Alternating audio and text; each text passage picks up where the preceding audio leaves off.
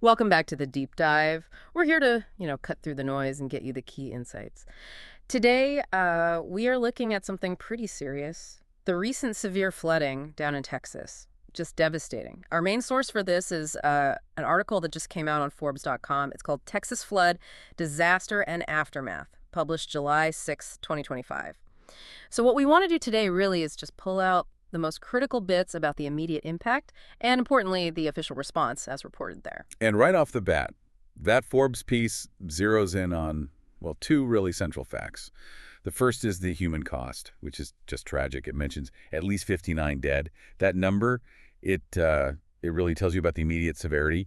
And then the second thing, almost in the same breath, is the federal action. Trump signs major disaster declaration. That part's key. Right. So those 2 points, the loss of life and the official declaration, that's kind of the core snapshot from this source, isn't it? A really quick overview of what happened right after. Exactly. It gives you the scale of the tragedy and the speed of the top-level response, all very quickly. Okay, so beyond just those headline figures, did Forbes dig into the immediate effects for people actually there? What did it say about the chaos on the ground? Oh, absolutely. I mean, the picture it paints is one of just widespread sudden disruption. You read about whole communities just underwater, basically. Yeah. Massive displacement happening very fast. And it wasn't just the homes. Forbes stressed the damage to like critical infrastructure. Roads gone, power out, hospitals really struggling to cope. It gives you a real sense of the challenge for first responders just trying to get to people, fighting currents, dealing with collapsed buildings, just immediate chaos. Wow. Yeah, the kind of immediate chaos, that's exactly when you need that bigger response, right? So the article mentions the major disaster declaration by Trump happening very quickly. For people listening, what does that actually do, practically speaking? Yeah, that's a really good point because it's more than just words on paper. When that declaration happens, it basically opens the floodgates for specific types of federal help.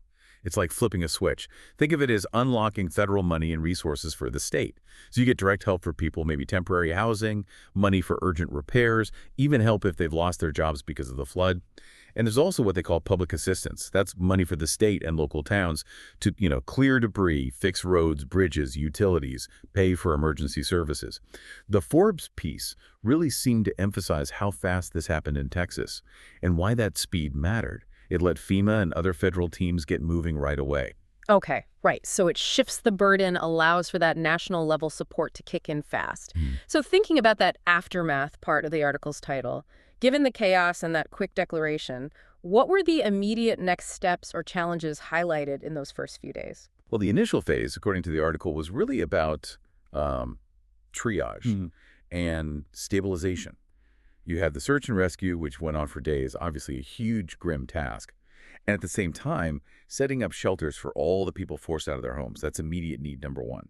Then Forbes mentioned the early stages of just figuring out how bad the damage was, damage assessment, which is, a massive job in itself when areas are still flooded or hard to reach.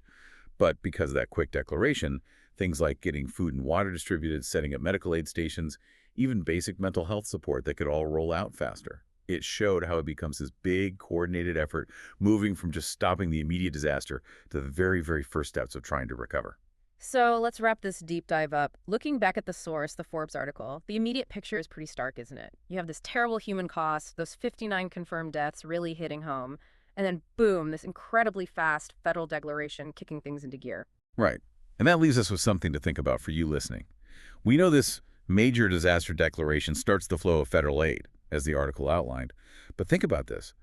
How do these very first steps, the search and rescue, the shelters, the initial aid, how do they actually set the stage for the long haul? What does this immediate aftermath, this initial response, really imply for the months, maybe years, of rebuilding and recovery that lie ahead for Texas? Yeah, it's definitely worth thinking about how those first actions ripple outwards, how even these early details from one report start to sketch out that long, complex road from disaster back to some kind of normal, and what that federal commitment truly means for people starting right now.